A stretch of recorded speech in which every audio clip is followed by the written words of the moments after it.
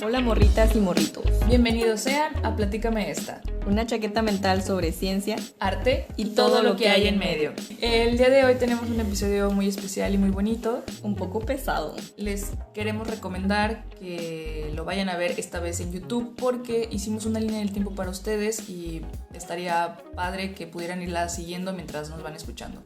También la vamos a compartir en nuestras redes sociales, pero creo que es más práctico, ¿no? En el video. Igual la vamos a tener en Instagram, en @platicame.esta. Y en Twitter, en @platicameesta. Entonces, el contexto es que pues veníamos del Renacimiento, y con el Renacimiento se dio lo de la imprenta. Leí que ya había otros modelos de imprenta, pero ese para poder producir a masa fue como el bueno, ¿no? Entonces eso fue en 1451 y fue clave para lo que pasó después en la Revolución Científica. También recuerden que tomaron todo este conocimiento y filosofía griega y la empezaron a aplicar en el Renacimiento. Después, con lo que fue la Revolución Científica, es cuando se hicieron como más preguntas. Era poner en duda esto, cuestionarse y querer entender cómo es que eso era cierto o no. Y cómo se dieron cuenta y cómo van a darse cuenta aquí, pues resulta que no todo era cierto. Ajá, o sea, al Renacimiento fue mucho recopilar otra vez información, ¿no? Porque se había perdido bastante y como que los valores, se estaban perdiendo los valores familiares. Entonces era recuperar todo eso. Y tuvieron pues su apogeo en algunos temas. Y ahora es, ok, ya tenemos la información, ¿qué hacemos con nuestra información? Y ahora como tenemos imprenta, las cosas no se pierden y es más fácil difundir esta información. Vamos entonces a asegurarnos que todo esto sea verdad. Y es cuando empiezan a decir, creo que no. Empieza el Renacimiento en 1450 aproximadamente. La imprenta se hace en 1451. Luego en 1473 nace... Copérnico nace en Polonia. Ajá. Estaban naciendo las grandes mentes. Sí, como sí lo mencioné en el capítulo del Renacimiento, él es un hombre todavía renacentista. Y en 1492 es la invasión de América, es el descubrimiento, como le quieran decir. Y eso abre a inicio al siglo de oro español, en donde se hicieron muchas cosas en literatura, baile, poesía, arte en general. Lo que yo me voy a enfocar ahorita es más en la pintura y escultura barroca, pero que sepan que había muchas más cosas pasando. Sí, España tenía muchísimo dinero en ese entonces. ¿Qué pasó ahí? A ver, descubrimiento de América y luego mucho dinero, ¿qué pasó ahí? Ajá, entonces estaban un poco distraídos. Bueno, no estaban entretenidos, ¿no? Sí, estaba en apogeo, o sea, porque estaban importando cosas de América y les estaba yendo bien, por ejemplo, la cochinilla, oro, plata, las plantas, cosas, el cacao, todo lo de las hortalizas, todo lo que sacaron. Ajá, y eran los únicos en ese entonces que hacían ese tipo de exportaciones, importaciones, entonces tenían mucho poder político, precisamente por eso. Como que el único que se le comparaba en ese entonces era Inglaterra, ¿no? Bueno, eso ya es en el 1500. El siglo de oro empieza en 1492, el español, luego vamos a tener uno holandés. En 1506, en ese tiempito, Nicolás empieza a escribir sobre su teoría heliocéntrica. Recuerden que esa solamente la escribe él porque se le ocurrió. O sea, esto también todavía es parte del contexto. En 1517, Lutero, no sé si se acuerdan que lo vimos en la escuela, a mí me quedó muy marcado que era el vato que se quería divorciar y la iglesia no lo dejaba. Entonces dijo, a ver, o sea, a mí no me dejas hacer mi cagadero, pero tú, iglesia, si estás haciendo el tuyo, ¿qué pasó ahí? Entonces va y pone sus tantísimas reformas. Abre un hilo en Twitter. Ándale, abre un hilo en Twitter, literal. Y entonces todos de que, le siguieron al hilo. Retweet. Y pues fue cuando se dio todo el movimiento protestante. Se le dice reforma protestante o simplemente reforma. Porque quería reformar la iglesia, es decir, volver como a una iglesia más pura, ver así como, oye, ¿qué pasó ahí con que estás cobrando por indulgencias?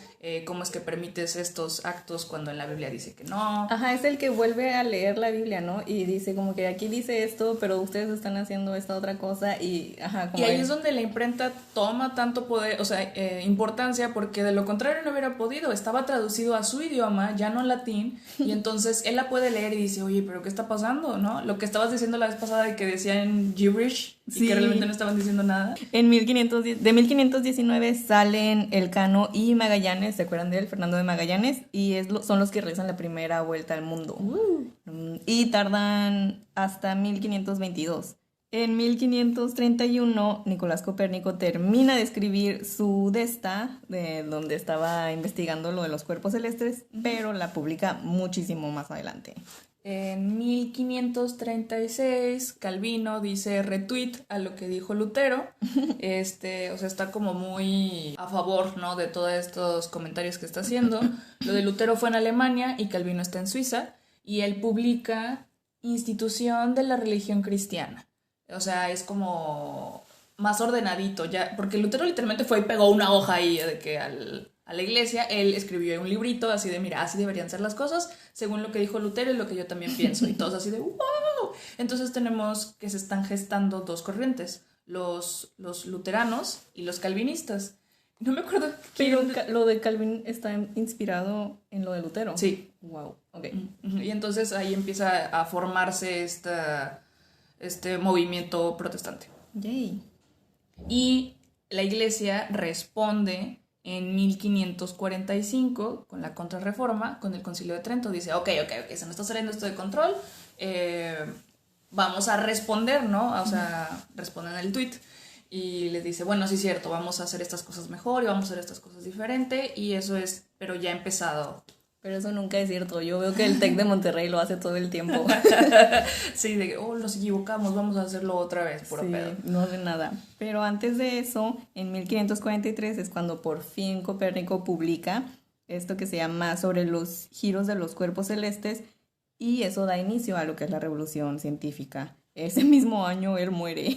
Tenía 70 años, vivió una gran vida, o sea, sí, vivió bastante tiempo. En 1546, Miguel de Servet, él es español, él habla sobre la circulación pulmonar. Eso fue un dato muy interesante porque pues fueron como esos pequeños avances en medicina, que todavía fueron muy lentos. Como que los enfoques eran otros, ¿no? Los enfoques eran otros, sí, porque estaban más interesados en lo que pasaba afuera, que mejor afuera que adentro. O sea, estaban más interesados en eso y no se preocupaban por ellos, no cuestionaban como qué es, o sea, tu cuerpo ni nada de eso, cuestionaban arriba como Dios y esas cosas. Hasta el siglo XIX es cuando se dan los avances en medicina y todavía eran muy atrás, o sea, se hacían lobotomías, por favor, ¿no?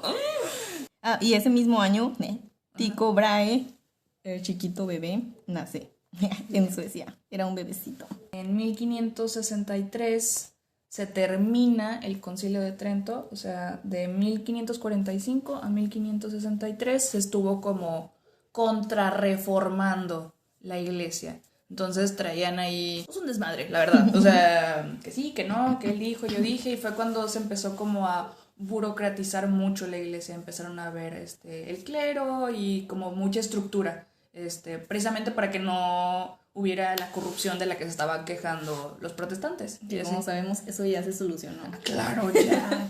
Desde ese año ya, estoy vieja. Es más, desde que lo publica Lutero, dijeron, ay, no.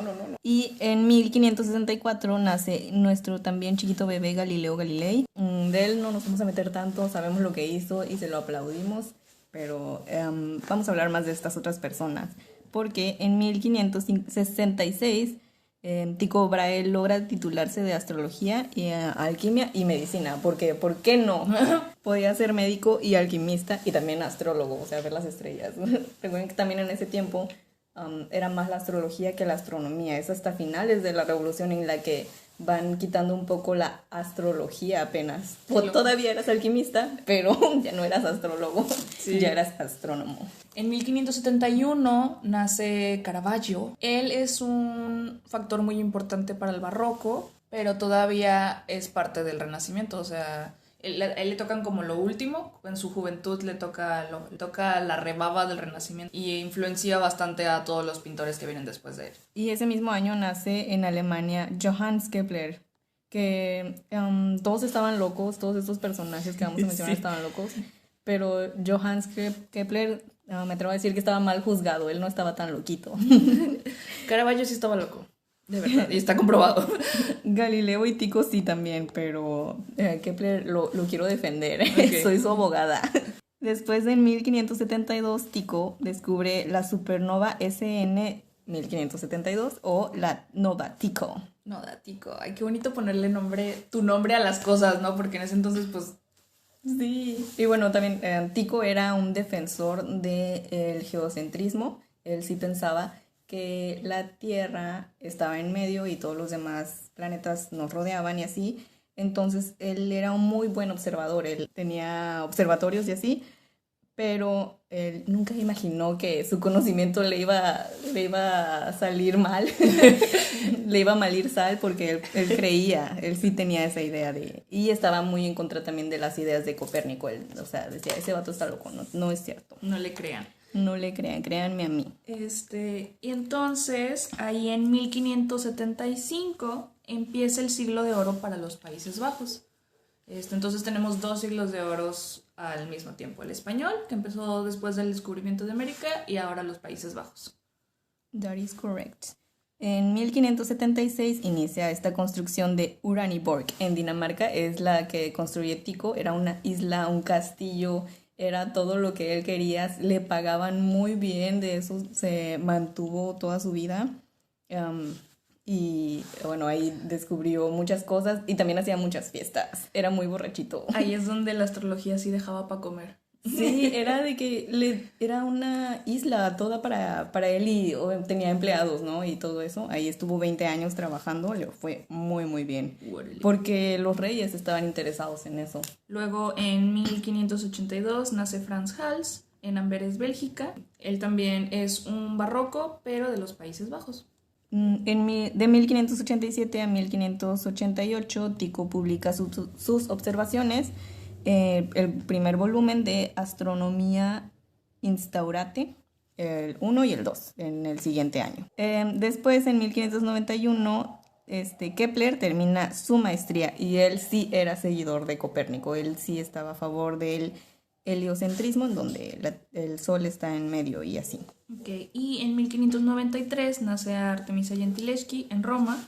A esta la mencionamos en el episodio del Renacimiento, porque sí nace en el Renacimiento, pero realmente la mayoría de sus cuadros, porque todavía no se acabó, sí, sus cuadros son más barrocos precisamente por la influencia de Caravaggio. El año siguiente, Kepler abandona sus estudios teológicos, porque claro que estaba estudiando teología, y publica sus predicciones astrológicas, porque eran como de esos que salen en la tele, como era Kepler vidente. Después nace René Descartes en el 96 en Francia. Él era muy francés y le decían el señor del perrón. ¿Por qué era eso? Perrón, según Google Translate, es escalinata, como esas escaleras súper, súper inclinadas. Y él era su título nobiliario. Entonces, cuando era adulto, pues le pusieron ese título. Y son varios los que han pasado por ese título, pero pues él era conocido por eso. Señor Perrón. El señor del perrón. O tal vez tenía un trasero muy grande. No lo sabremos. En el 97, el rey Cristian IV despide a Tycho. Y pues ni modo, se va con sus chivitas, literalmente agarra su equipo, agarra su telescopio, su material de alquimia, agarra todo y se tiene que ir de Uraniborg. Aparte ya se estaba como cuarteando, no sé cómo se diga, se estaba cayendo Uraniborg y pues ni modo, se tiene que ir y se va con sus chivitas. En 1598, en el mismo año nace Lorenzo Bernini en Nápoles y Francisco de Zurbarán en Fuente de Cantos, España. Luego, en 1599, nace Diego Velázquez, muy famoso, asumo que su nombre les resuena, el que pintó las Meninas. Caravaggio pinta Judith decapitando a Holofernes. Y también que la menciona Trini en el Renacimiento. Y justo este año es el fin del Renacimiento. Sí. Bueno, ese mismo año, Tycho llega a Praga con el título de matemático imperial. Gracias al emperador Rodolfo II de Habsburgo, pues lo ponen ahí no a lo mismo que hacía en Uraniborg, pero pues ya tiene trabajo. La verdad es que con lo que ganó en Uraniborg le alcanzaba para mantenerse el resto de su vida, pero pues él quería seguir trabajando y que le pagaran. Y entonces, bueno, acepta ese puesto. Dice, está bien, I'll take it. Ya, él sí amaba lo que hace. Sí, y después en 1600 Kepler es obligado a abandonar Austria por ser protestante, por lo que Sí. comentábamos de las guerras y esto. Bueno, no, el conflicto. El conflicto, sí. Y pues Kepler lo contrata. Se conocen ese año. Kepler necesitaba, perdón, Tycho necesitaba ayuda porque él solamente era observador y sí tomaba notas y todo eso, pero necesitaba como un matemático. Y Kepler era un genio en las matemáticas. De hecho, su mamá tenía como una residencia donde aceptaban turistas y así. Y él, para distraerse y así, se ponía a hacer trucos matemáticos, porque eso era lo que hacía la gente en ese entonces. Y pues ahí se dieron cuenta de su talento. Ya, de eso se hubiera tratado su canal de TikTok, ¿no? Sí, denme una ecuación, yo la resuelvo. Se juntan, su relación es muy chistosa, de verdad. Quiero hablar mucho de ellos. Y si les interesa, búsquenlo. Hay mucha información al respecto. Hay libros, hay películas, hay artículos y Lo hay shippeaban. videos de YouTube. Ajá, lo shippeaban mucho. Y lo shippeaban, no lo shippeaban, porque se peleaban. Se necesitaban el uno al otro, es muy importante esto, porque Kepler no podía ver bien, tenía un ojo de vidrio como yo. Él se enferma de viruela, entonces desde muy chiquito y se iba a petatear, entonces tenía muchos problemas de salud en general. Y uno de esos problemas fueron de la vista, entonces él no podía observar como lo hacía como lo hacía Tycho, pero sí podía hacer sus ecuaciones, entonces se necesitaban el uno al otro. Ujú. Además recuerden que Tycho era un borrachito, entonces Ah, lo único que tenía eran sus notas y después ya es como que ahí quedó mi trabajo, ya no voy a hacer más. ok. Y en 1601, Caravaggio pinta La vocación de San Mateo. Y aquí es donde se hace como un parteaguas bien bonito, donde él introduce el tenebrismo. Algo que marca al barroco son los claroscuros y Caravaggio los lleva al límite. El barroco se empieza a formar a raíz de todo esto que estaba pasando con la reforma protestante y así, porque la iglesia está perdiendo poder, entonces lo que hace es que empieza a comisionar a los artistas. Dice, quiero ser relevante, hazme viral otra vez. Así como lo hicieron los Medici en el Renacimiento para promover ciertos valores, la iglesia hace lo mismo, pero de una forma un poco más modesta. Si en el Renacimiento había gente desnudilla y así, porque lo que querían era escándalo y atreverse, ¿no? O sea, como salirse de esas constricciones. Acá también se quieren salir de las constricciones como muy simétricas y todo bonito. No sé si en el Renacimiento se dan cuenta que todo es como... Y aparte ya tenían la perspectiva. Sí, ajá, que se dio en el Renacimiento. Entonces se podían hacer estos cuadros bien mamones que voy a mencionar más adelante, pero el objetivo era volver a traer a la gente a la iglesia, acercarlos y que fueran como más relatable, que nos pudiéramos identificar con el cuadro, ¿no? Por ejemplo, este que digo de La vocación de San Mateo, me encanta, de verdad me encanta. Cuando lo vi, yo creo que me enamoré ahí de Caravaggio y le estaba diciendo a Daniela que me doy contra la pared así porque yo vi esos cuadros en el Met y dije, ¡ay, qué hueva! Arte sacro, o sea, arte de religión, y me fui. Y ahora es como, oh, ¿y sabes qué? Pues fue por inculta, fue por ignorante, no sabía qué era lo que tenía enfrente, pero ahora, si vuelvo a ir, espero que sí, me patrocinen, Y me lleves. Ajá. Porque Trini sí ha salido del país. Poder ver, o sea, otra vez eso y con otros ojos y con este conocimiento. Lo que pasa con el barroco es que es un rechazo a las restricciones simétricas renacentistas, pero eran más modestos porque no había desnudos, se les tapaba ahí un poquillo. Sí, era más como Instagram del 2010. Ándale. Y es una respuesta compleja a la reforma, es propaganda de la contrarreforma y del absolutismo, porque también había un movimiento político pasando en ese momento en donde los reyes otra vez querían ser como los monarcas absolutos. Entonces pagan a los artistas para que hagan pinturas sobre ellos, entonces tenemos muchos retratos y mucho arte sacro. Y para que ustedes cuando vayan al museo puedan identificar qué es barroco, hay 3 elementos a los que les tienen que poner atención. En la composición va a haber mucho movimiento y drama. O sea, en el Renacimiento... Dinos qué es composición, Trini, por favor. Ah. No sé, yo no sé, la verdad no. Sí. O sea, sé que es una palabra de arte, pero no sé qué sea. La composición es cómo están acomodados los elementos en el cuadro. Dependiendo de cuál es el punto de interés, los demás elementos se acomodan alrededor de ese para hacer el foco o así. Espero haberme explicado. Más adelante en otro episodio les explico qué es composición. Por favor. Entonces, en la composición va a haber mucho movimiento. En el Renacimiento todos están como posando para la foto, así en el horizonte, así todos son iguales y el mensaje es otro. Pues. Sí, ajá. Si comparas con el arte del medievo, es más robótico. En el Renacimiento por lo menos ya hay más expresión, ¿no? Facial y también un poco de movimiento, pero ya en el barroco ya se eleva. Sí, se eleva cabroncísimo porque en el Renacimiento se dio esto del manierismo, ya casi al final, en donde se enfocaban como en las expresiones faciales y así, pero era para que se vieran humanos y no se vieran robóticos como en el medioevo, pero ahora es la expresión, el drama, la lagrimita de verdad. Es la emoción. Es la emoción, ajá. Entonces, en composición vamos a ver mucho movimiento, todos son mucho de diagonales, las estatuas son casi espirales, o sea, eso es muy característico. Y se da el impasto, que es el poner pintura directamente con el pincel y que la brochada que diste, la pincelada que diste se quede marcada para agregar como dinamismo. Es muy impresionista, es como early impresionismo. Y les digo, es manierismo 2.0. Luego, la emoción es real, relacionable y te involucra. O sea, dices, parece que estás tú en el cuadro. Hay algunos cuadros en donde literalmente tienen puesta la mesa para ti y parece que tú estás sentado comiendo con los del cuadro. Sí, es como en las pistas de Blue, de si ella entró, yo también. Sí, ándale, así. Hay mucha teatralidad y grandeur de las emociones y de los elementos.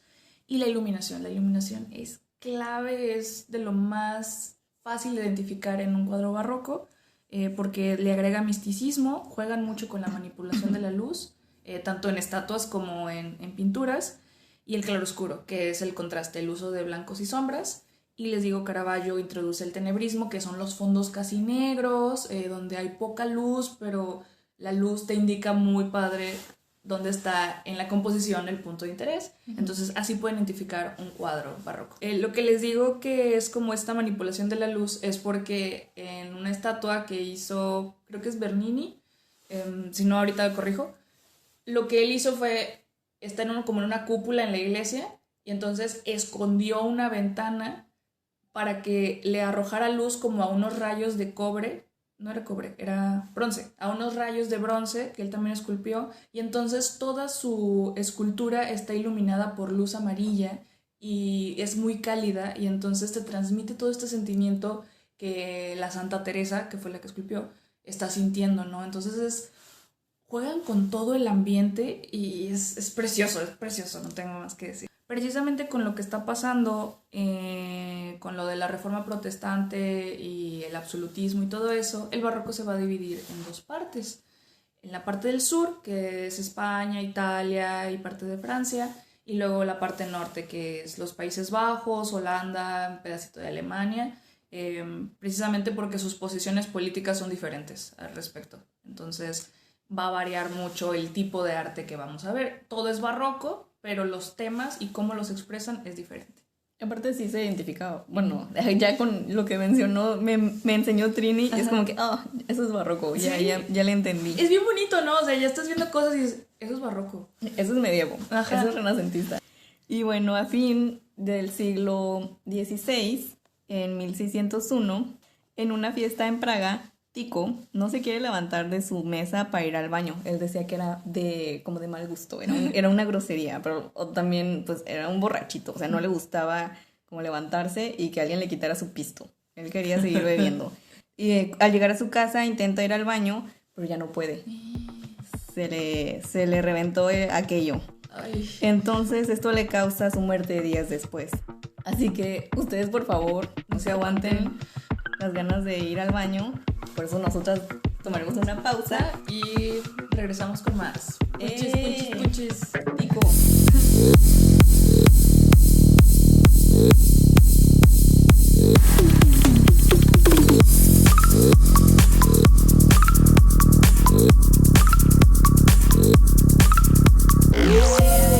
Regresamos. Ahora sí se viene lo bueno. Prepárense. Tico, en sus días de enfermedad, de que ya se lo estaba llevando la la huesuda, La que lo trajo. la que lo trajo, pues el que lo cuida es Kepler, porque pues a pesar de todo, pues eran compis, eran camaradas. Shipeados. Él lo cuida y Tico por fin le da acceso a sus papeles, porque él le guardaba muchísimas cosas, de que le daba, era muy celoso, entonces le guardaba cosas. Por fin le da acceso a algunos de sus papeles, de sus notas. Después ya muere y con eso pues Kepler se pone pues a estudiarlos y a repasar y así. Después de que muere Tycho, destruyen Uraniborg. La verdad es que también ya se estaba cayendo, ya estaba desmoronándose esa cosa. Kepler sustituye a Tycho en el título este que le dieron de matemático imperial y sigue trabajando con eso y lo ayuda la hermana de Tycho, Sofía Brahe. Sofía Brahe también era como asistente de él cuando eran jóvenes. Sofía es mucho menor, se llevaban 10 años y en Dinamarca pues ella lo asistía. Y entonces Sofía junto con la familia de Tycho ayudan a Kepler a que termine ya su trabajo ya con toda la información que le había reservado Tycho y años después publica todo ese conocimiento, pero está muy interesante como de que se unieron para trabajar esto. En un último suspiro. Sí, Sofía era fanática también de la astrología y eso, pero no lo permiten estudiarlo, pero estudia horticultura. ¿Qué es? Es pues trabajar con hortalizas, okay. con lo que yo hago. Sí, se me quedó viendo así como, ¿cómo no sabes? Sí, yo. Está rompiendo. Bueno, sí, horticultura es el trabajo de cultivos. Okay. De cultivos de plantas, vegetales, plantas de consumo. Qué padre. A pesar de eso, no se sabe mucho de ella, no se sabe tampoco cuáles fueron sus aportaciones específicas en el trabajo de Tycho, pero sí se sabe que ella lo estuvo ayudando mucho tiempo. Eso fue en 1601, después en 1606, 1607 y 1609 nacen los grandes artistas de... Empezando el siglo XVII. Ajá. Con todo. Sí, empieza bien cabrón.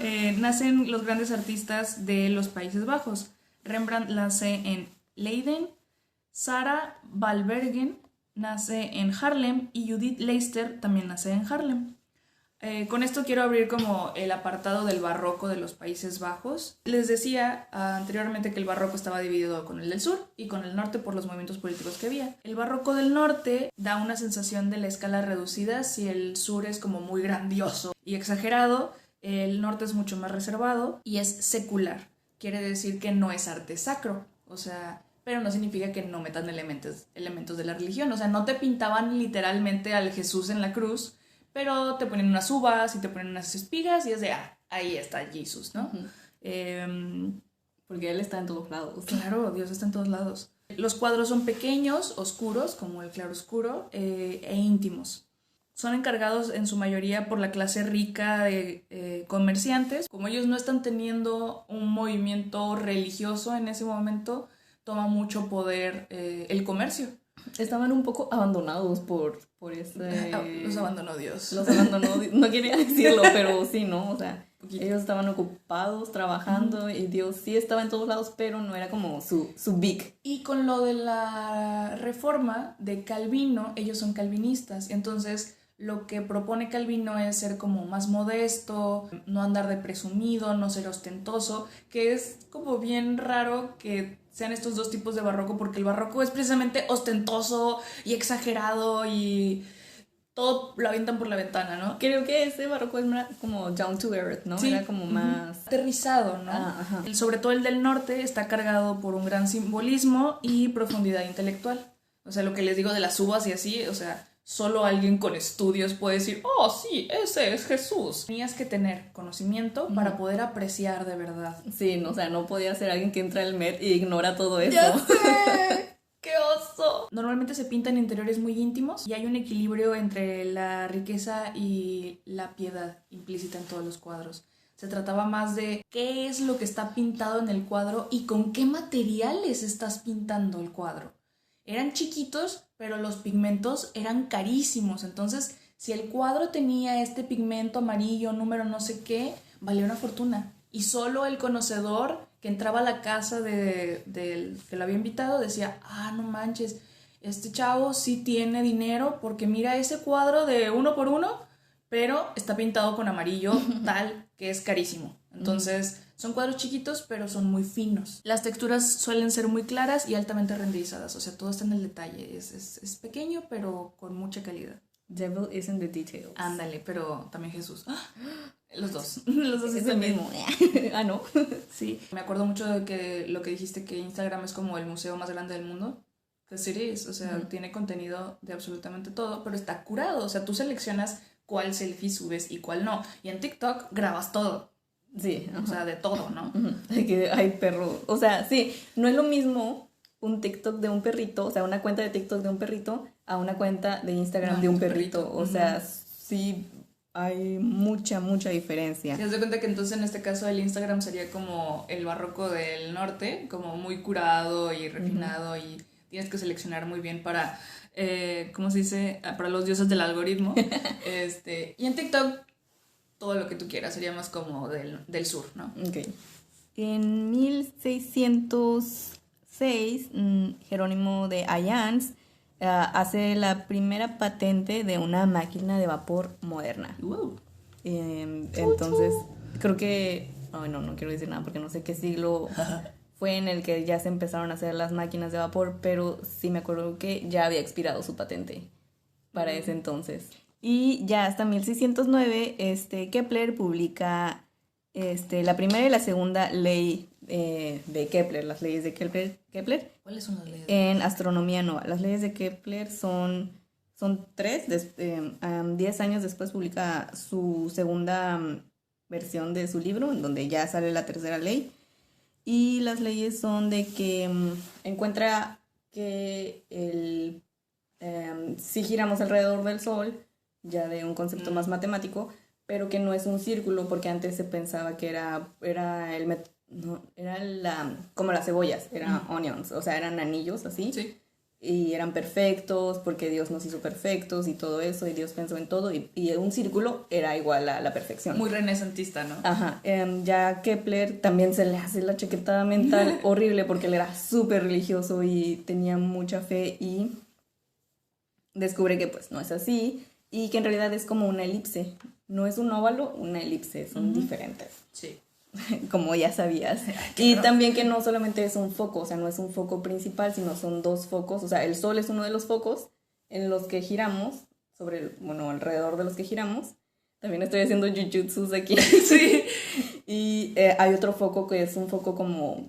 No es un planeta, no es nada, simplemente hay un punto más. De gravedad. Ajá, más o menos.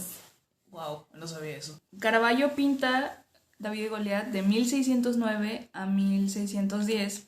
Y fíjate, cuando estaba acomodando esto en la línea del tiempo, me dio mucho paz ver cómo tomaba tiempo pintar estas cosas. Porque uno cree que pintaron cuadros uno tras otro, y o sea, yo hice la reflexión para mí en donde me siento, no sé, si quieres, 4 o 5 horas a pintar. Y digo, ay, no me gustó, ya está bien feo. Este güey se tardó 1 año completo pintando un cuadro nada más. No nada más que estuviera pintando ese, estaba pintando simultáneamente otros y también tenía quien le ayudara y todo. Pero incluso con todo eso contemplado, con sus ayudantes y todo, le tomó 1 año y es un muy buen cuadro. Pero las cosas buenas toman tiempo. O sea, ves, lo de las 3 leyes le tomó hasta 10 años después, ¿no? Entonces... no todo es de la noche a la mañana. Sí, aparte no fue, o sea, de que murió Tico, ya me dieron todas sus notas y ya tengo para sacar. O sea, Tico muere en el 601 y él lo publica hasta el 609. Sí, fueron 8 años de puro trabajito. Sí. Y logra hacer eso. Y tienes que chingarle. Y el siguiente año, Caravaggio muere. De hecho, la historia de Caravaggio está trágica, por así decirlo. Él era una persona muy violenta y se sabe. Los chismes, rumores por ahí dicen que mató a 2 personas. Peleándose, o sea, no por psicópata, pero sí. O sea, que se estaba peleando con alguien y accidentalmente... Ups. Lo mató de un trancazo. Y dicen que una vez Caravaggio llegó pues no sé si era un hospital o a que se atendiera, ¿no? Y traía una cortada de una espada y su explicación fue de, es que me caí arriba de mi espada. Así literal de que es que me caí sobre una bala. Ándale. Y todo así de, no te creo nada, pero ok. Pásele. Entonces vivió una vida muy violenta. Pero, güey, yo me quedé así, esto que decías de separar el artista del arte y así, pues Estoy pensando que no se puede porque el contexto de Caravaggio lo hace pintar como pinta, porque es una persona muy intensa, muy violenta. Tenemos el tenebrismo. Y se ve en sus obras. Uh-huh. Y se me hace bien simbólico cómo pinta David y Goliat antes de morirse. Ese mismo año en el que muere Caravaggio, Galileo publica The Staring Messenger. Es su primera publicación donde certifica sus observaciones, ya con el trabajo de Tycho, ya con el trabajo de Kepler. Ya Galileo tiene toda esta información a su alcance y dice, mira, ya tengo todas mis teorías un poco más establecidas, y hace ahí de que tomen. Y todo esto es gracias a la imprenta otra vez. O sea, de no haberse podido publicar todas estas cosas, hubieran tenido que estar empezando desde cero una y otra vez. Sí, aparte Galileo estaba en Italia y todo esto de Tycho fue en Praga, o sea, digo, ya sé que en un vuelo, ¿no? Y con el internet ahorita está al alcance de un clic, pero pues en ese momento no, sí tenían que esperarse un poco más. Pero aún así, o sea, sí le llegó luego, o sea, de lo que publica Kepler, porque sí que Galileo lo pone como sus referencias a Kepler. Y fue gracias a que tuvo un libro escrito en su idioma para poderlo leer. Le estamos agradeciendo a la globalización. Oh my God. A la globalización, pero nunca al capitalismo. Y luego, en 1612 a 1613, Gentileschi pinta su primera versión de Judith decapitando a Holofernes. Este también lo pintó Caravaggio, lo mencioné anteriormente. Y Gentileschi es caravallista. De hecho, se hace todo un movimiento, ¿no? O sea, caravallistas, creo que Bosco también es caravallista. Por eso es tan oscuro y así. Estaba loco. Resuena, ¿no? Con sus emociones. Y los invito a que la vean. Se los voy a poner ahí en Instagram, pero es muy bonito ver cómo Gentileschi evoluciona entre comillas, tan poquito tiempo. Porque termina de pintar la primera en el 1613 y luego pinta otra en 1614 y la termina hasta 1620. Estuvo 6 años pintando ese pedo, pero le queda exquisito. Esa pieza de Judith decapitando a Holofernes, podemos ver cómo evolucionó ella como artista, la emoción en la cara, los colores que usa, los contrastes, el tenebrismo que integra. Es hermoso y es después de una vida literal de estar pintando los sentimientos de las mujeres en los cuadros. Y me gusta esa porque no solamente se ve como, o sea, obviamente la expresión de su cara, sino también en su cuerpo. Sí, tal vez no están como que marcadas las venas o cosas así, pero se nota como el movimiento. Y el uso de la fuerza. Sí, está muy, muy padre. Sí, si contrastamos, por ejemplo, la de Caravaggio contra la última de Gentileschi, la de Gentileschi es superior, porque la de Caravaggio, la cara de la mujer como que está como sí, está question mark, así ajá, de como... qué pasó, qué está pasando. Y la criada está nada más ahí pasiva, o sea, tienen roles pasivos, ¿no? Creo que la de Caravaggio se enfocó más como en la sangre, ¿no? Es muy gore. Ajá, y la de Gentileschi... Es emoción. No le pone como el foco al Holofernes, sino a la Judith, sí, que es ella, ¿no? Sí, que es ella, y es que es ella porque, como ya habíamos mencionado en el otro capítulo, es su venganza, ¿no? Contra lo que le hizo Sepan. Tizano, sí, ese vato, creo que era Tizano, no me acuerdo. Y si se fijan en sus obras de Gentileschi, todas son mujeres fuertes, retadoras, y sus cuadros son preciosísimos. Yay. En 1618, Kepler publica por fin la segunda edición de su libro de Astronomía Nova, y ahí ya da la tercera ley de Kepler. En esta ley ya tiene un cálculo y tiene ángulos, ya mete otras cosas y calcula como el tiempo y muchas cosas que no sé decir, pero ahí está. Y estas publicaciones logran eliminar la teoría geocentrista tradicional y esto le mueve el tapete a muchas doctrinas, especialmente las de física y las de movimiento. También recuerden que la filosofía natural era lo que hoy se conoce, bueno, era como el antecesor de lo que hoy se conoce como física. Oh, ok. No sabía. Y era como la única ciencia que había. No era ciencia, todavía no existía la ciencia en sí. Eso viene hasta el siglo XIX, pero se estaban gestando, ¿no? Sí. Son los precedentes de eso. Yes. Ese mismo año inicia la Guerra de los 30 años, que ahí yo, miren, les voy a ser bien sincera, estoy muy confundida. Pero mira, antecedente, Está Lutero, pone lo de la reforma, luego viene Calvino y dice yo también, y luego la iglesia empieza la contrarreforma y luego termina la contrarreforma, pero en todo ese movimiento pues se está peleando por el poder político religioso que se tiene, sobre todo en el sur, que es España, Italia y esos países de ahí. Entonces, ya entre comillas gigantes, se estaba como acomodando la iglesia, por eso están comisionando arte y así, ya tienen una agenda, ¿no? Pero como ya se había dicho el desmadre, otros dijeron, yo también le entro, yo también quiero de ese pedacito de ahí, y se empezó la guerra de los 30 años, o sea, todos contra todos, literal. Y aparte del arte siempre ha sido publicidad. Sí, siempre ha sido propaganda, wow. Entonces empieza y ese mismo año nace Bartolomé Esteban Murillo en Sevilla. En 1623 a 1624 Bernini hace el David. Y aquí voy a aprovechar para hacer otra comparación con el Renacimiento y el Barroco. ¿Se acuerdan del David de Miguel Ángel? ¿Sí es de Miguel Ángel? Uh-huh. Sí. Es muy serio y está sereno. Y podemos ver todo el humanismo que ellos querían plasmar. Pero el David de Bernini tiene movimiento, tiene dinamismo, tiene emoción, porque es antes de matar a Goliat. Yo creo que el David de Miguel Ángel lo fue después, como que ya lo hice, ya estoy muy digno, soy casi un dios, ¿no? Porque maté a Goliat.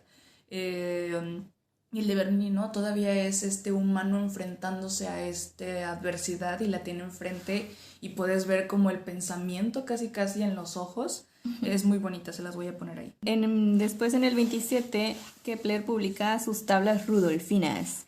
Y estas fueron usadas todavía mucho tiempo. Creo que ya no se usan, pero sí las utilizaron muchos años para calcular la posición de las estrellas y de los planetas. Se me hace muy increíble porque eran puros cálculos. Estaba loco. Pero lo logró hacer estos... Era una chaquetota mental. Era una sí, el vato andaba... Qué feo se escucha, pero andaba haciéndose chaquetas mentales todo el tiempo. También, no precisamente en este año, sino se va formando lo que es la filosofía mecánica, que es lo que quita un poco de lo de la filosofía natural que existía. Y la filosofía mecánica la trae René Descartes. Y esta es una visión del universo como una gran máquina o un reloj. En el Renacimiento, ¿no? El humano era la máquina y ahora la máquina es la naturaleza. Wow. Wow. No sé ustedes, pero a mí se me hace bien precioso cuando empiezas a encajar las piezas. Me siento super nerd y me siento como la maestra de historia a la que nunca peleé. O sea, de que el que no conoce su pasado está condenado a repetirlo porque pues necesitas estudiar y necesitas saber las cosas que pasaron. Es como si estos vatos jamás hubieran visto los apuntes de alguien de antes de ellos, pues los va a repetir otra vez, o sea, va a hacer los mismos estudios, no sé si me explico, empezar de cero, yes. Ajá, igual todas estas ideas aristotélicas que eran las que se promulgaban, que la iglesia apoyaba eso, ¿no? Ya se van haciendo un poquito a un lado, porque ya no es de yo no sé nada, sino yo me cuestiono todo. Las conozco, las estudio y como las conozco y las estudio, me doy cuenta de estas cosas que no son ciertas y puedo avanzar. Pero si no las conociera, nos quedamos donde mismo. Entonces, por eso es tan bonito que les vengamos a platicar de esto. 3 años después, en el 30, Kepler se muere a sus 58 años en Alemania, pero antes de esto se dice que ya se estaba volviendo loquito, que tenía como demencia como demencia temprana. Ajá, sí. Algo así. Y porque él decía muchas cosas, pero entre esas que la luna manipulaba el movimiento del mar. Loquísimo, ¿no? Sí, y la gente dice, esto es loquito. O sea, igual siglos después se dieron cuenta de que estaba en lo correcto. Pobrecito. Sí, yo lo quiero mucho. Y en el 31, Sarah Van Baalbergen es la primera miembro del gremio de San Lucas. Antes solo se podían ser miembros de gremios artísticos los hombres, y ella es registrada como la primera mujer, y eso está súper bonito. La miembra, dice Trini. Sí, cuando escribí el documento puse miembra. Pues es que es la primera miembra. Cállese, señora loca, que me la logra. Y luego en el 32 nace Johannes Vermeer, que es ese te gusta, ¿verdad? Sí, me gusta mucho lo que hace, lo que hace todavía. Sí, en nuestros corazones. Sí. Y ese mismo año, en el 32, Rembrandt pinta Anatomy Lesson del Dr. Tulip. Se pintaban muchos retratos en el barroco y se pintaban retratos de grupos y se pintaba lo que estaban haciendo. En este caso son un doctor, early doctor. Un tipo. Un médico. Un men. Sí, abriendo un cadáver y enseñándoles los tendones del brazo. Dependiendo del comentario que quisieras hacer, hay comentarios socialistas donde pintan a la clase trabajadora, y luego hay comentarios políticos en donde pintas a doctores, donde pintas a los ejércitos antes de irse a la guerra, cosas así. Recuérdense que ya empezó la guerra. Por lo mismo de la guerra y lo de que Kepler era protestante, en el 32 el ejército sueco destruye su tumba. Pobrecito, ya está muerto, déjenlo en paz. Ni modo. Y años después recuperan como que su cuerpo porque lo habían exhumado y no sé qué tanto, y lo regresan. Qué loco. ¿Cómo es la gente, no? O sea, ya está muerto. Ya déjalo, ya está muerto. Sí. Luego en el 35 inicia la construcción del Palacio de Versalles, y voy a aprovechar este espacio para hablarles de la arquitectura barroca. En ese entonces estaba centrada en dos cosas la arquitectura en general: en el paisajismo y en los movimientos dramáticos y a escala. Entonces por eso el barroco está tan saturado de cosas, porque era: yo tengo más poder económico, yo entonces tengo más poder político, y era uno arriba de otro. No, yo tengo más, mi casa es más grande, mi casa es más grande, no, mi casa es más grande, y por eso tenemos el Palacio de Versalles. Es un monstruo de verdad. Así lo es, ha sido. No he ido, me contaron. Yo no creo que lo sea porque nunca he ido. No existe. No existe. Si yo no lo veo, no existe. Lo acaban de inventar. Las características del paisajismo es que el diseño enfatizaba lo ilimitado, tales como las vistas largas y los jardines masivos. De ahí viene, quiero que quede esto bien marcado, de ahí viene esa idea de los jardines bonitos, inútiles. No sirven para nada. No sirven para nada. El zacate no sirve para nada. Para nada. Ahí empezó todo. Porque era decir: tengo toda esta tierra y no necesito sacarle provecho, o sea, hacer dinero de esto ni nada. Y tengo el dinero para mantener este zacatito bonito, verdecito. Pero eso es arte. Oh, es paisajismo, ¿no? Sí es, pero sí es arte, y de hecho ya es patrimonio de la humanidad. Y cuando leí eso fue así de: ¿neta? ¿Estás protegiendo pasto? O sea, I get it, porque son hitos, ¿no? Son cosas de la humanidad, ¿no? Y marca eso. Pero como conocemos el pasado, podemos aprender de él y decir: ok, tal vez el Palacio de Versalles tiene un patio enorme y no sirve para nada más que para verse bonito. ¡Qué chido! ¿Qué te parece si encontramos un balance entre lo bonito y lo funcional? Hagan sus huertos urbanos, planten un tomate. Y zacatitos si quieren también. O sea, no estoy diciendo que no tengan zacate, pero se le puede sacar mayor provecho a estos espacios de tierra que tenemos. Creo que es más que nada que nunca, bueno, al menos yo nunca había cuestionado por qué, de dónde viene el zacate. O sea, de que la idea de tener un pasto, nada más. Pero de ahí viene. Entonces, solamente los invito a que se lo cuestionen un poquito. Y para seguir con lo de la arquitectura, les digo, hay movimientos dramáticos y a escala, hay muchas espirales y curvas, usan patrones ondulantes en forma de ondas en la fachada y en la planta baja, con arcos cóncavos y convexos alternos. Lo que decías, lo del óvalo, que dijimos, oh, ¿será por esto? Ya ves que es lo de la elipse, que giramos alrededor en una forma elíptica. Entonces, desde el arte, visto desde el arte, es usar óvalos, es porque no son perfectos, y entonces es ir en contra del renacentismo y de la perfección y de la simetría. Entonces, muchas de las iglesias o catedrales que hicieron en ese entonces lo que hacían era que redondeaban las esquinas para que no se sintiera ese cuadrado, ¿no? Y hacían muchos óvalos. Que va muy diferente, ¿no? A lo que era el gótico, que era muy picudo y mucho así, muy cuadrado. Que también era muy cargado, pero era más picudo, un poquito más agresivón. Y que luego les hablamos también del gótico. Pero este es como más refinado. Sí toman elementos del Renacimiento, por ejemplo las columnas falsas y así. Les encantaban las columnas, pero no servían para nada. O sea, todo era decorativo. Eran las suculentas. Ándale, exacto, eran las suculentas. O sea, ponías como...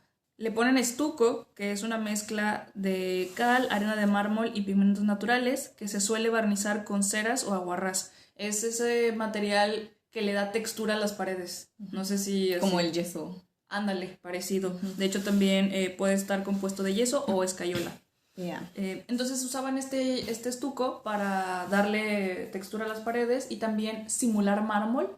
Entonces podían hacer estas, que te digo, columnas falsas. Entonces se ahorraban mucho dinero, pero se veían fancies y podían presumir. Era como el She-Rock. Ándale. Ok, los interiores están fuertemente decorados y ornamentados y están destinados a impresionar. Para eso son. Se integran, te digo, algunos elementos de la arquitectura clásica, pero todo es decorativo, nada funcional. Hacen mucho énfasis en la luz, lo que les decía anteriormente de la ventana falsa y así. Y en 1637 que René Descartes publica el famoso discurso del método.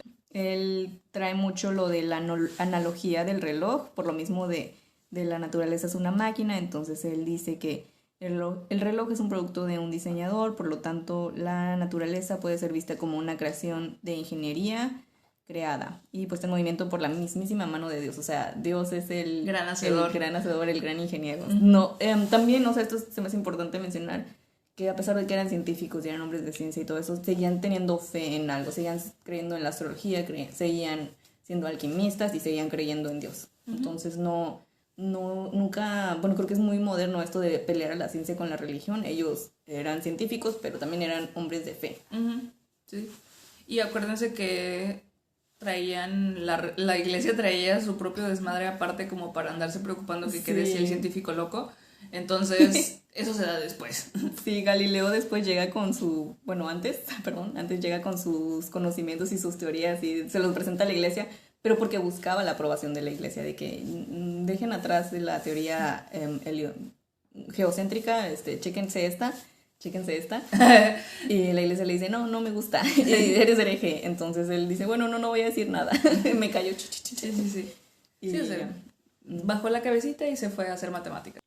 Y después de 1635 a 1640, Velázquez pinta la coronación de la Virgen y su Barbarán pinta Agnus Dei. Entonces me voy a detener aquí porque la coronación de la Virgen se las enseño porque el manto de la Virgen está pintado con rojo y este rojo es gracias a la cochinilla algodonosa. Que traen de América. Y es un dato interesante porque Daniela... Yo estoy buscando cochinilla, la estoy buscando de verdad. Ninguna de mis suculentas son unas inútiles hasta para eso, no tienen cochinilla. Siempre veo de que, ay, es que tengo cochinilla. Y yo he dicho, no, dámela. Porque también tengo mucho esto con Trini de que quiero conseguir cochinilla para hacer la pintura esta roja que la traen justamente de América. Igual en los nopales, en las cactáceas en general, hay, al parecer, mucha cochinilla y es esta plaga invasora. No es cierto porque tú no tienes. Yo no tengo, sí, pero existe al parecer, eso dicen. Entonces recuerden que fue la invasión de América y entonces empiezan a traer todos estos nuevos pigmentos y como les decía, en el barroco holandés o de Países Bajos era más de lo que estaba hecho el cuadro, entonces estos pigmentos son caros, son finos. Porque vienen de América. Mucho maquillaje y muchas cosas estaban hechas con esa cochinilla. Sí, me acuerdo cuando me dijiste de que probablemente ese labial que traes está hecho con cochinilla y yo, no necesitaba saber eso, gracias. Porque es un rojo muy... Es un rojo muy bonito, es un rojo que tiende como más a los púrpuras, y si se fijan en ese que les digo, la coronación de la Virgen por Velázquez, todo el manto es rojo y es precioso en todas las tonalidades, entonces guáchenlo, ese es el poder de la cochinilla. ¡Viva la cochinilla! Sí, y es gracias a nosotros. Y luego tenemos, les digo, Agnus Dei en Suburbarán ese mismo año, y Agnus Dei es precioso, está bien bonito. Está muy bonito. Y vean, o sea, soy yo, Trini, Anticristo y todo lo que tú quieras. O sea, tengo una reputación de ser como muy en contra de la religión y la iglesia. No es que esté en contra, simplemente tenía pedos. Todavía. Pero arte es arte. Arte es arte. Y este arte sacro es muy hermoso. Siento que es como muy sencillo. Obviamente porque yo no pinto, pero se ve sencillo y se ve como bonito. Me gusta que está lo oscuro atrás. Sí, y el claroscuro. Y luego el foco es el El El borreguito, Ajá. así todo Y- sencillo, todo tierno, todo- todo amarrado, a punto Sí, de morir. Ajá, porque es simbolismo de Jesús que está dispuesto a sacrificarse por nosotros, entonces el borrego está en paz, no está peleado, no está muerto, No. y entonces ahí es como el debate entre si es un bodegón o porque el bodegón son naturalezas muertas o cosas muertas como cacharros y así, o si es arte sacro, pero está justo en medio precisamente porque está vivo, pero es alegoría a Dios. Watchenlo, está muy bonito, el juego de luces es precioso y ve, le toma 5 años pintarlo, entonces no se sientan mal si a la primera no le sale, probablemente en 5 años le salga y le salga así de bonito como este cuadro. Y en el 42 por fin muere Galileo en Florencia, pero ese mismo año nace el queridísimo Isaac Newton. Ah, se nos va uno y llega otro. Sí, Reencarnó, güey. no reencarnó, aunque sí nació después de que se murió. Es el avatar. De 1647 a 1652, Bernini esculpe esculpe el éxtasis de Santa Teresa. Éxtasis. Sí.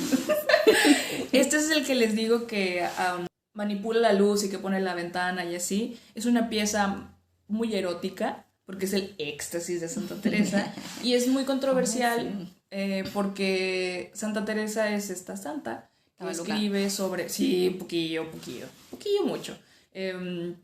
Que escribe sobre cómo ella recibe a Dios en su vida, pero donde literalmente Dios la penetra y así con su amor y así. Es que textualmente eso es lo que dice. Santa Teresa escribe esto y entonces a Bernini le comisionan esta pieza para enamorar otra vez al pueblo, ¿no? Y que digan, mira, Porque eso te enamora. claro, porque estaba con el Renacimiento, todo era como muy formal y muy estricto y ahora es como no, con Dios también puedes sentir pasión y también te puedes emocionar y también pues te puedes excitar y así. Qué loco, ¿no? Sí, están bien locos. O sea, pero vean yo no esta... quiero excitarme en la iglesia. Es lo que menos quiero. Está bien loquísima esa pieza porque no nada más es esa es la pieza central, iluminada con la ventana falsa y todo. Y a los lados está también en escultura, como en unos palcos, como del teatro, viendo el éxtasis de Santa Teresa. Y está el angelito así de te la voy a clavar. O sea, le pusieron espectadores. ¿En dónde está eso? Eso está en Italia. Y pues yo creo que sí les gustó mucho la pieza y todos se excitaron un chorro porque Sí, lograron su cometido. la iglesia logró su cometido porque en 1648 se logra la paz de Westfalia. Gracias a esa obra. Gracias a Santa Teresa y a Diosito. Y la excitación. Ajá. Luego, en 1650 ya pues ya hay paz, ya se instauró el rey que se quería instaurar y ya ¿cómo se dice? Settle the dust. O sea, se acabó el desmadre. Y ese mismo año muere Descartes. LOLs. En 1650, en España, Suburbarán pinta Bodegón con cacharros y es una pieza también muy bonita. Los bodegones reflejan los interiores de las casas porque los comisionaban para decorar los interiores de las casas y así. Es como este trend también de Instagram en donde es la foto de tu escritorio, ¿no? Sí, O ándale. algo así. Entonces, ¿cuál es tu aesthetics? ¿No? Ajá.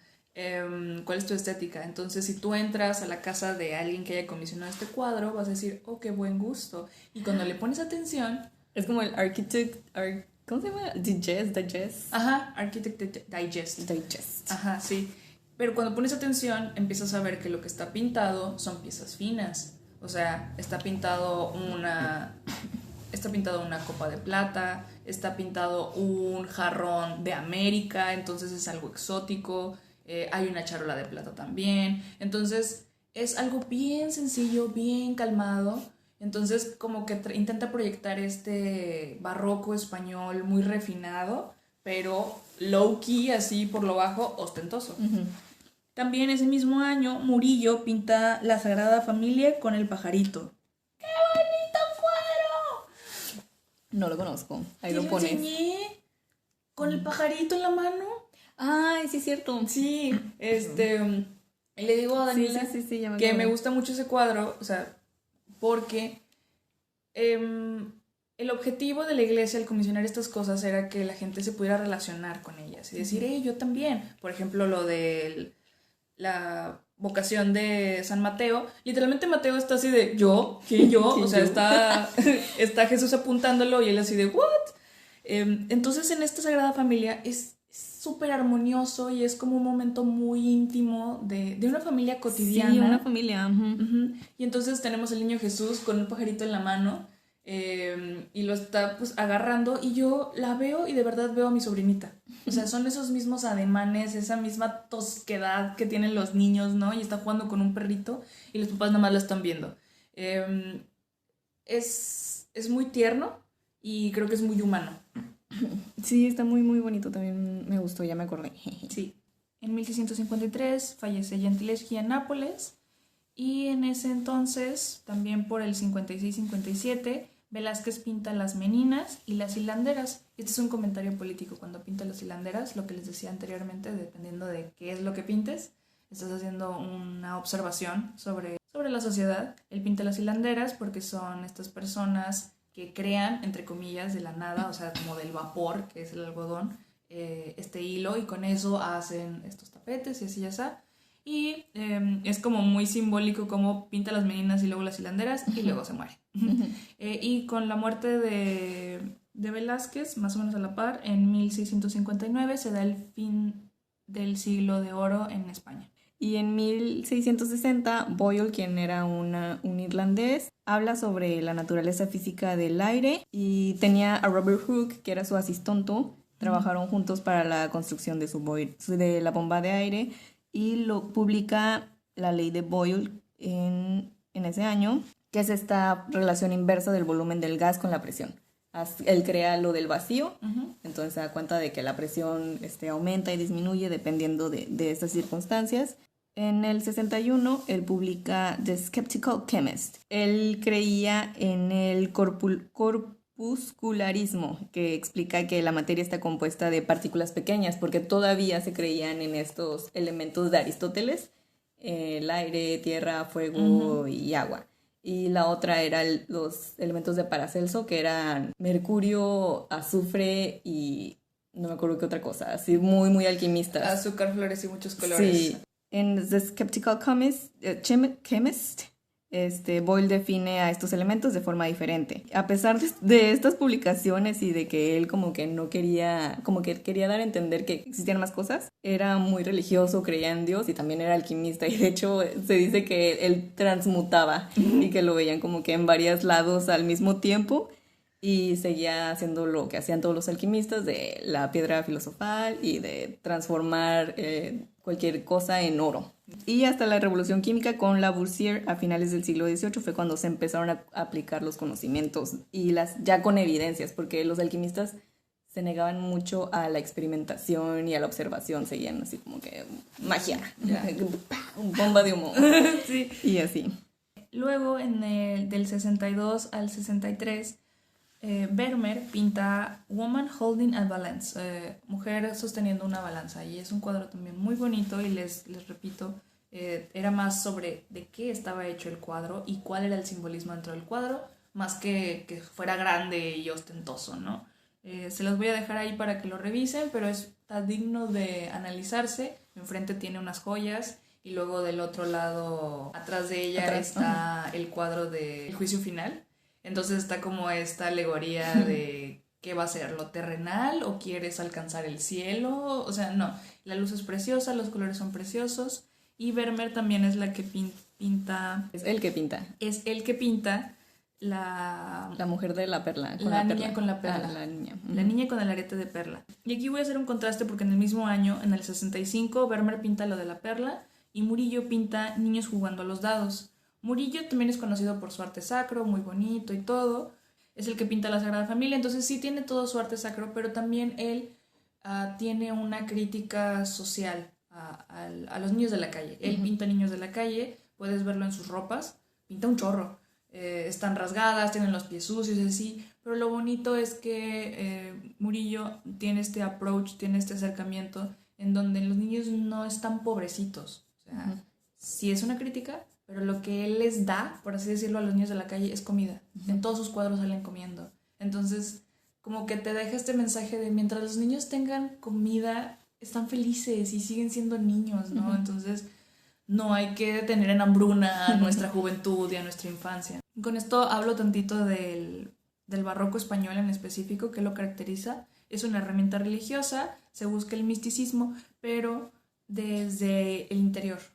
El italiano es muy hacia afuera y, ¿cómo se dice? Flamboyant, así, muy exagerado, como el éxtasis de Santa Teresa, y el español es un poco más reservado, como el de los cacharros, o sea, de que, sí, tengo finura y todo, pero es limpio y es calmado. Se parece en ese aspecto al de los Países Bajos. Entonces, los Países Bajos son muy sobrios, son muy tranquilos, y el español también es muy tranquilo, pero son con como colores más cálidos y más religioso. Y luego tenemos a los italianos, que son unos exagerados y emocionales y así, ¿no? Para que sepan más o menos la diferencia entre esos tres. Bueno, me regreso un poco a lo de Vermeer, que él era holandés, ¿no? Sí, es cierto. No pasa nada. Él era holandés, igual que el queridísimo Leeuwenhoek, que es como el padre de la microbiología. Él era precisamente un draper, que se traduce como lencero, pero entiendo que es como esta persona que vendía telas. Y me recuerda mucho a lo que mencionas de él. Tenían mucho interés en la tela, ¿no? En lo que estaban vestidos. Sí. Vermeer también llevaba como su maletita de ropa para darle a los modelos, a la gente a la que iba. Los props. Ajá. Sí, tenía su perla falsa o lo que sea para dibujarlos. Y Leeuwenhoek era vendedor de telas y tenía un hobby muy interesante que era apilar lentes.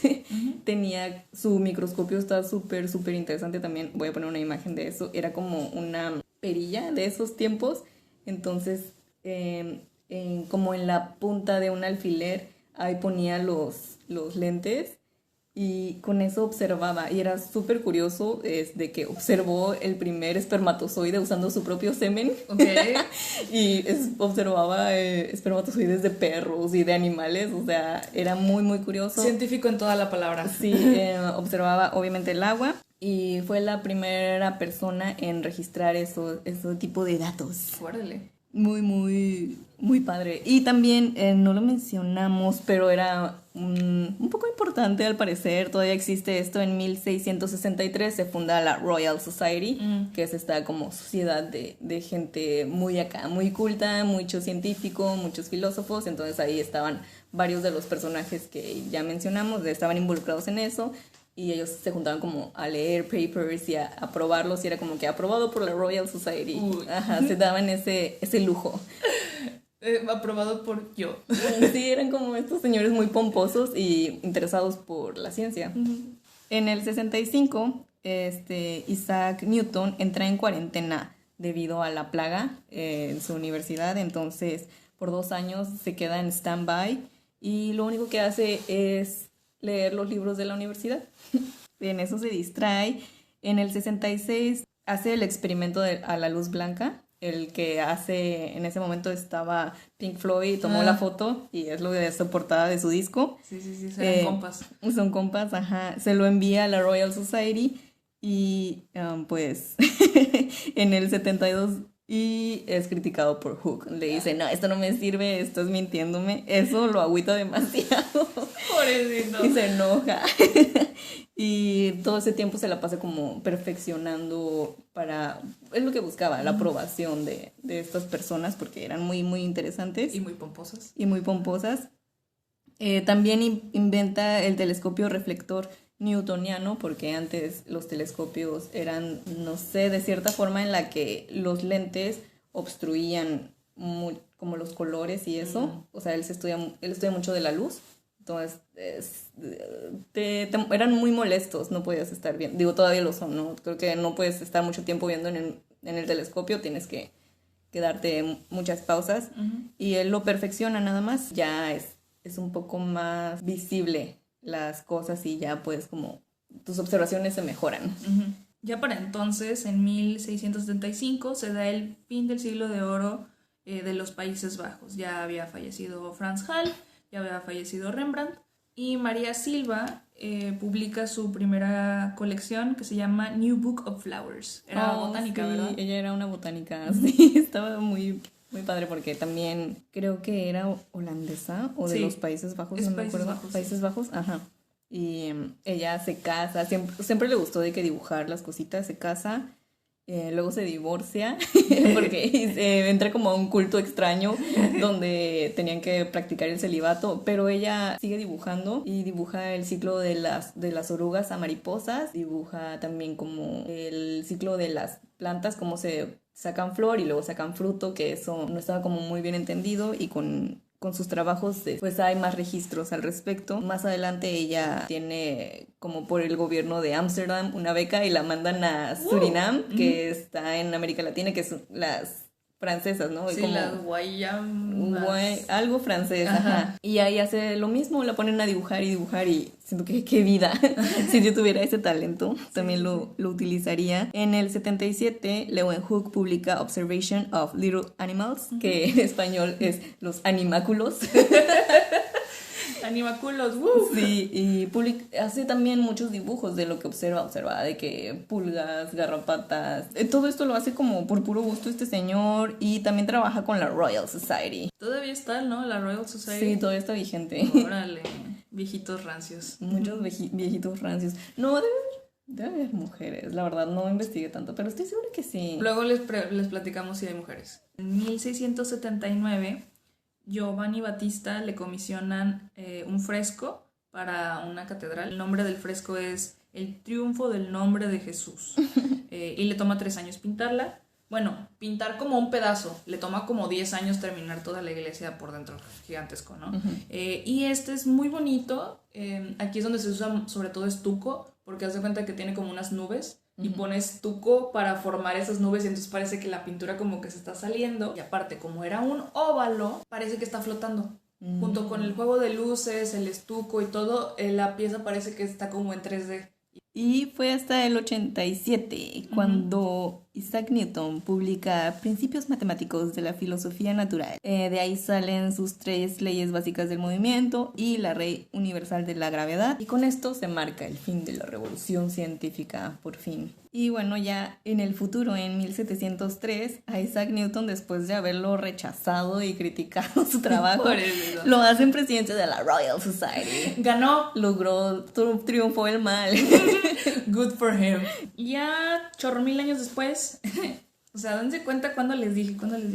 O sea, pasó el barroco, pasó la revolución. Literalmente empezó la construcción del Palacio de Versalles en el 35, en 1635, y la inauguran por fin en 1789. Y aquí nomás les quiero dar un dato curioso. En el Palacio de Versalles está el Salón de los Espejos, que es como un corredorzote, y son 73.15 metros.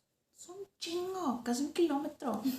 Y está lleno de espejos, y la única razón por la que se llama el Salón de los Espejos y tiene espejos es porque en ese entonces era carísimo hacer espejos. Acuérdense que se inventaron se descubrieron en el Renacimiento, hace no tanto. Entonces realmente era como un flex bien cabrón el decir, mira, tengo toda la pared llena de espejos. El Palacio de Versalles es donde vive en ese entonces el rey Luis IV. Él se autodenomina a sí mismo el Rey Sol. Y si se fijan, en el palacio tiene como estos rayos de sol saliendo de ahí, ¿no? Toda la estructura.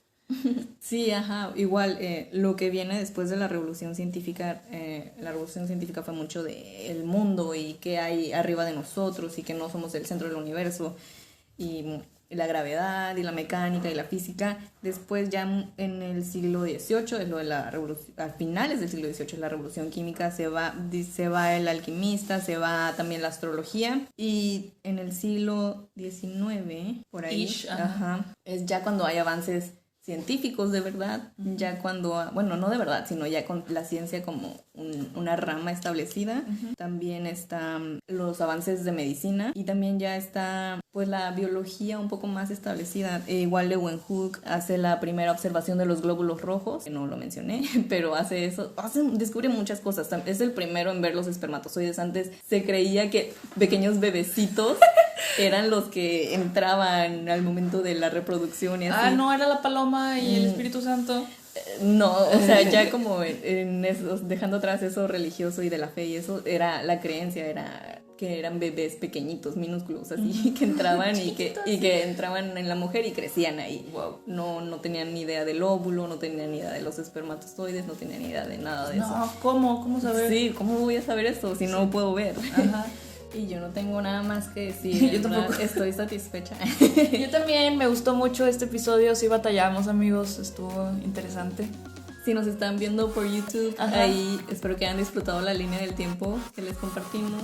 Y no olviden suscribirse, seguirnos en nuestras redes sociales, en Twitter como @platicameesta Y en Instagram como @platicame.esta. También pueden suscribirse y escucharnos desde YouTube, que está muy padre. Sí, si les gustó, recomiéndoselo a sus amigos, compártanlo, díganos qué les pareció y nos vemos la próxima. Muchas gracias.